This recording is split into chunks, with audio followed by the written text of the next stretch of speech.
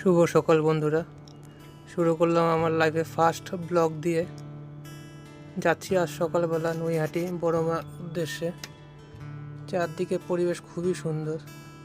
আমাদের বাড়ির পরিবেশ, আশেপাশের পরিবেশ অনেকটাই সুন্দর। সকালবেলা ছিল অনেকটা রৌদ্রোজ্জ্বল সকাল ছিল, চারপাশটা অনেকটাই সুন্দর ছিল।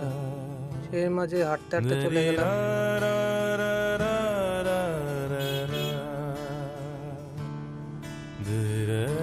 এগুলো আমাদের বটতলা। এর ডান দিক দিয়ে চলে যাচ্ছে আপনাদের ঠিক ঠাকুরনগরের দিকে। সোজা গেলেও গাইঘাটা যাওয়া যায়, আর বাঁ দিক দিয়েও গাইঘাটা যাওয়া যায়।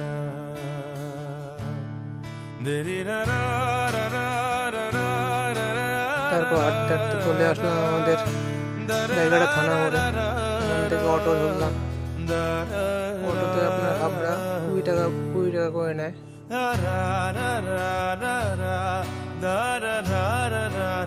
অটোতে উঠে থেকে রবীন্দ্রনাথ ঠাকুর দাঁড়িয়ে আছে বিদায় দেওয়ার জন্য।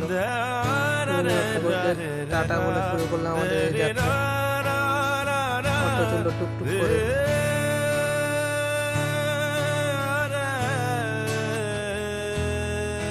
এই মিষ্টির দোকানের সকলের কচুরি বিশাল ভালো খেতে, প্রত্যেকটা মিষ্টি খুবই ভালো।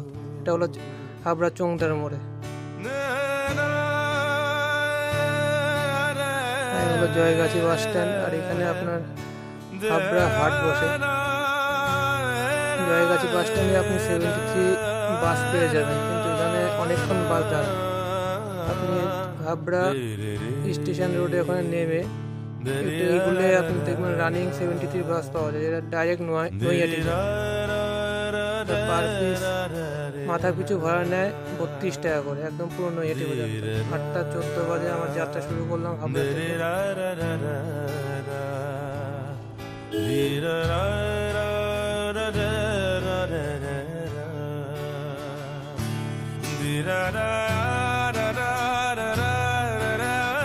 আর 9:45 আমাকে পুরো নৈহাটি নামিয়ে দিয়েছিল। এ হলো নৈহাটি জংশন।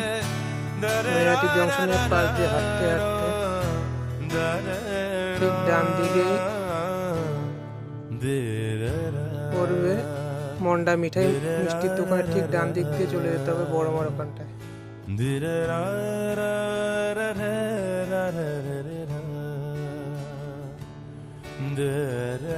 আর যদিও লাইন খুবই কম ছিল, অন্যদিন আপনার 1-1.5 ঘন্টা লাইন দিয়ে তারপর বড়মা পূজা দিতে হয়, কিন্তু আজকে অনেকটাই লাইন কম ছিল।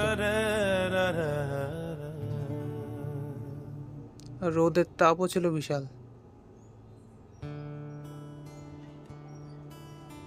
এ হলো আমাদের বড়মা।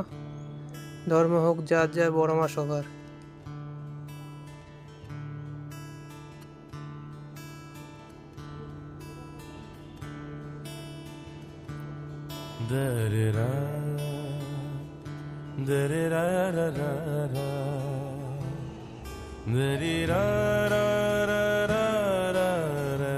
লাইন দেখুন, অনেক বড় লাইন, অনেকটাই কম ছিল, খুব বেশিক্ষণ লাগেনি লাইনে, 1-1.5 ঘন্টার মধ্যে হয়ে গেছে।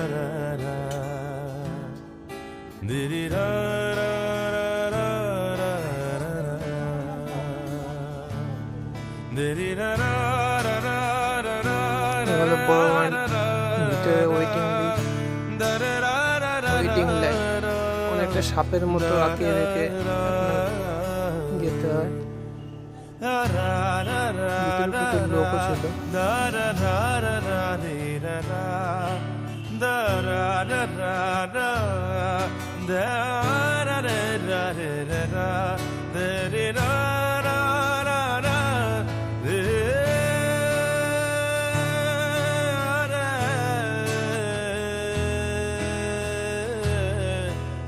জয় বড়।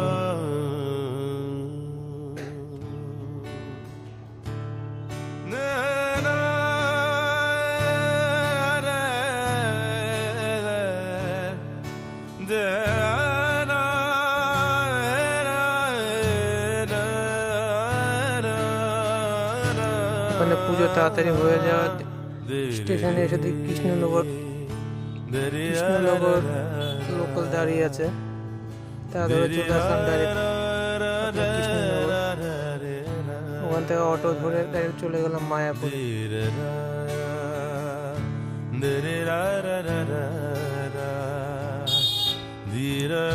নৈহাটি থেকে কৃষ্ণনগর বেশিক্ষণ লাগে না, প্রায় 40 থেকে 45 মিনিটের মতো চলে আসা যায়।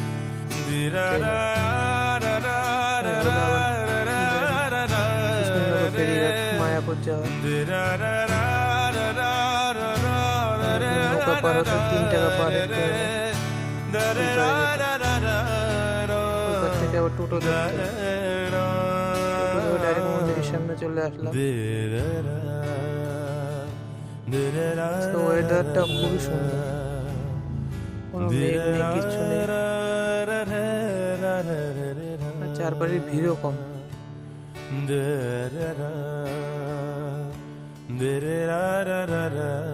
যেতে যেতে খিদে পেয়ে গেল বিশাল। আমি যখন গেলাম তখন 3টি বেজে গেল, তখন আর প্রসাদের কুপন পাওয়া যায়নি, তাই চলে গেলাম রানাপ্রভুর বিরিয়ানি খেতে। ওখানেও আজকে বিশাল ভিড় কম ছিল।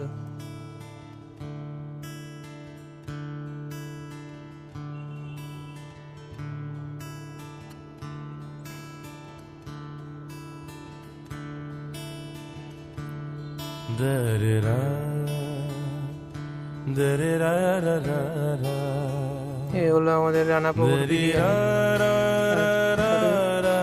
সোয়া কষা।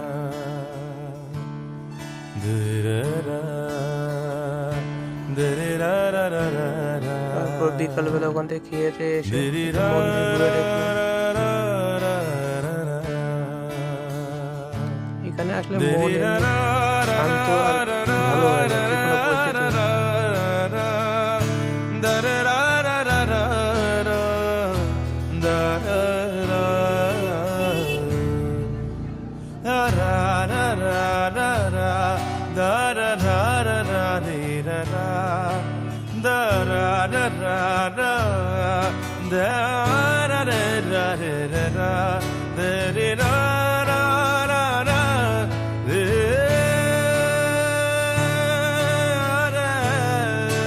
হাঁটতে হাঁটতে চলে গেলাম গোলতলা।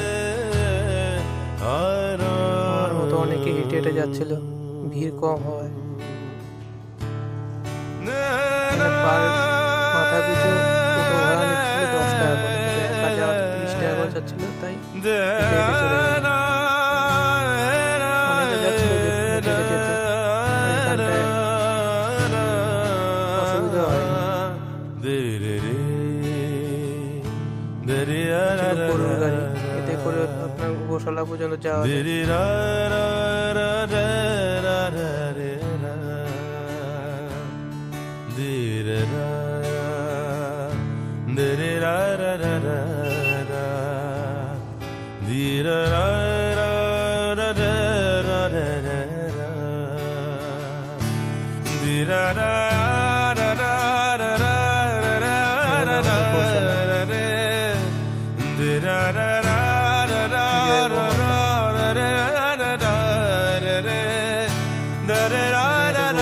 চারা খাইয়ে খাওয়া দাওয়া করে মন্দিরে চলে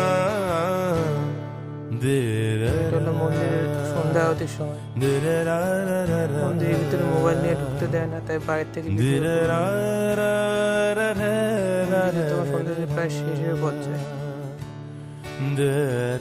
তো আজ এখানে শেষ করলাম। ব্লগে নতুন সাপোর্ট করবেন।